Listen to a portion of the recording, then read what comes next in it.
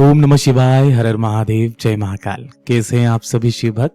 आप सभी शिव भक्तों को मेरा प्रणाम है सबसे पहले तो, और महादेव जी की कृपा आप सभी भक्तों पर यूं ही बनी रहे।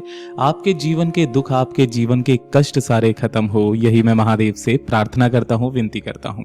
देखिए, अधिक मास अर्थात पुरुषोत्तम मास का महीना, और इसकी आने वाली है नवमी तिथि। आज के दिन है नवमी तिथि, जो पड़ रही है 9 जून 2026 के दिन। ये आखिरी नवमी तिथि है जो कि 3 वर्षों में एक बार आती है। और पूज्य गुरु जी ने इस अधिक मास की नवमी की रात्रि को अपने ही घर पर ये चौमुखी दीपक जलाने वाला उपाय बताया। किन लोगों को करना है, किन के लिए ये सबसे ज्यादा उपयोगी है और इसका क्या परिणाम मिलता है, आज के इस वीडियो में बात करेंगे। गुरुदेव की कथा से सुनकर और समझकर इस पूरे उपाय को बहुत आसान भाषा में आप सभी को बताऊंगा। परंतु उससे पहले आप सबसे बस एक प्रार्थना करना चाहूंगा कि जो भी शिव भक्त पहली बार आए हैं ना, चैनल को सब्सक्राइब जरूर कर दीजिएगा और वीडियो को लाइक करके महादेव का कोई सा भी प्यारा नाम कमेंट बॉक्स में लिखना बिल्कुल भी मत भूलिएगा।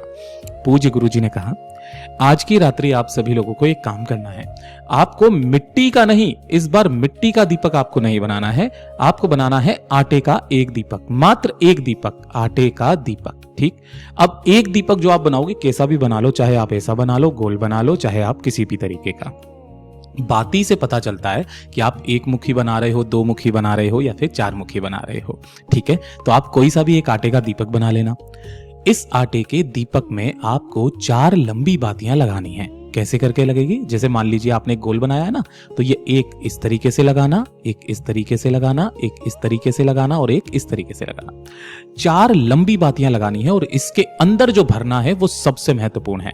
देखिए, इसे आधा भरना होगा आपको तिल के तेल से, ये तिल का तेल लेना, और आधा भरना होगा आपको सरसों के तेल से। देखो, गुरुदेव ने तो जो बताया मैं वही आपको बताऊंगा। काफी सारे भक्त पूछते हैं कमेंट बॉक्स में कि भैया तिल का तेल नहीं है तो क्या करें, सरसों का नहीं है तो क्या करें, तो वो तो मुझे भी नहीं पता कि क्या करना है ना। गुरुदेव ने दोनों के लिए बताया तो मैं भी दोनों बता दे रहा हूं। ठीक, आधा तिल का तेल, आधा सरसों का तेल, इस दीपक को पूरा का पूरा भर देना। अब ध्यान से सुनिएगा, शाम का समय या फिर रात्रि का समय जो गुरुदेव ने बताया, शाम को 6:30 बजे से लेकर के रात्रि को 9:30 बजे के बीच में, है ना, ये रात्रि का समय है। आपके घर में कोई भी व्यक्ति है जो बहुत ज्यादा बीमार रहता है, उसकी कोई पुराना रोग है, पुरानी बीमारियां हैं, सही नहीं हो रही है ना। यहां पर इस फोटो पे मत जाना कि कोई वेंटिलेटर पर हो उसी के लिए करना है, नहीं, है ना। जिनकी दवाइयां असर नहीं कर रही है, चाहे वो छोटा बच्चा ही क्यों ना हो, खाने पीने में ध्यान नहीं देता है, कोई ना कोई बीमारी हमेशा उसको लगी रहती है, या फिर किसी की नजर लग गई है, कोई जादू टोना अभिचार कर्म कर दिया है, अगर आपको ऐसा लगता है कि किसी ने नजर मार दी है या कुछ कर दिया है, उस व्यक्ति के पास में जाना, सारी की सारी बातियों को प्रज्वलित कर लेना, जला लेना, और जलाने के पश्चात अपने दाहिने हाथ में रखना। गर्म नहीं होगा, आप जलोगे नहीं। सिर से लेकर पैर तक आपको घड़ी की सुई की दिशा में उस व्यक्ति के ऊपर से उतारा करना है। परिवार का कोई भी व्यक्ति कर सकता है, चाहे स्त्री चाहे पुरुष, लेकिन इसको करने का भी एक नियम। सबसे पहले उस बीमार व्यक्ति का नाम बोलना है, फिर आपको गोत्र बोलना है, जो तिथि है उस तिथि को बोलना है। तिथि को बोलने के पश्चात आपका जो पता है ना, एड्रेस, वो बोलना है।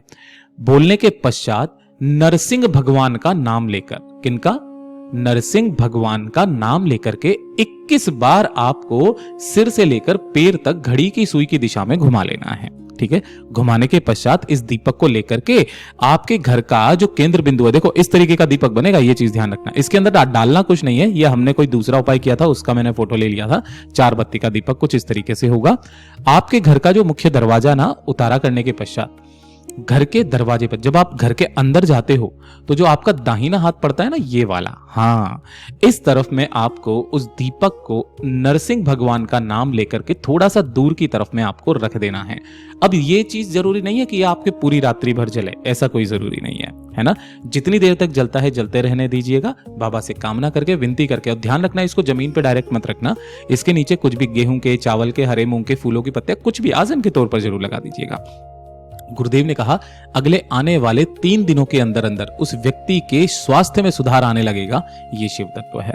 पूज्य गुरु जी का बहुत अद्भुत और अचूक उपाय है, जरूर कीजिएगा। वीडियो पसंद आए तो लाइक करना, चैनल को सब्सक्राइब जरूर से कर लीजिएगा।